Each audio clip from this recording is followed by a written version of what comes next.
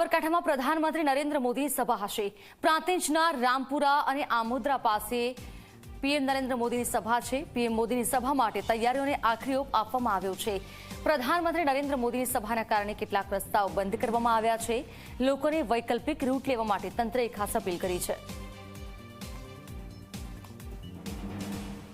લોકસભાની ચૂંટણીના ત્રીજા તબક્કાનું મતદાન 7 મેના રોજ થશે, ત્યારે આવતીકાલે ગુજરાત સ્થાપના દિવસે દેશના વડાપ્રધાન નરેન્દ્ર મોદી સાબરકાંઠામાં સભા સંબોધશે। અત્યારે હાલ જોઈ શકો તો તમે આ સભા સ્થળ છે। સભા સ્થળ ઉપર એક વિશાળ ડોમ છે, ઉપરાંત આજુબાજુ 2 ડોમ બનાવવામાં આવ્યા છે। 1 લાખથી વધુ જે લોકો છે લોકો આવી શકે તેવી વ્યવસ્થા કરવામાં આવી છે। ઉપરાંત જે ગરમી છે, ગરમીના કારણે પણ જે ફોગિંગની પણ વ્યવસ્થા કરવામાં આવી છે। ઉપરાંત જે પંખા છે, પંખાની વ્યવસ્થા પણ કરવામાં આવી છે। અત્યારે હાલ જોઈ શકો છો પોલીસ બંદોબસ્ત પણ અહીંયા જોવા મળે છે। જે કામગીરી છે, કામગીરી પૂરજોશમાં ચાલી રહી છે।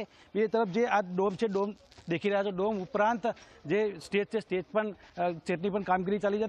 બીજી તરફ જે ડોમ છે, ડોમ ઉપરાંત 4 હેલિપેડ બનાવવામાં આવે છે। અત્યારે હાલ જે જગ્યા છે, જગ્યા આમોદરાની પાસે છે। આ ઉપરાંત જે રામપુરા ચોકડી અને સાબર ડેરી વચ્ચેનો જે રસ્તો છે, આવતીકાલ બપોરે 2 વાગ્યાથી બંધ કરવામાં આવશે, સાંજે 7 વાગ્યા સુધી બંધ રહેશે।